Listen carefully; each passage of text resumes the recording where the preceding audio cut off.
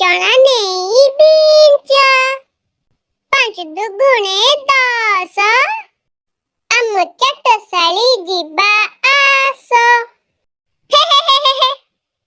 ତେବେ ଚାଲ ଆମ ଚାଟଶାଳୀ। ଏବେ ଆମେ 5କ ପଣିକିଆ ପଢ଼ି ଶିଖିବା। 5 5 5 ଦୁଗୁଣେ 10 5 ତିରି 15 5 ଚଉ 20 5 ପଞ୍ଚା 25 530 5 ସତା 35 5 ଅଷ୍ଟା 40 5 ନୂଆ 45 5 ଦଶା 50। Thanks for watching.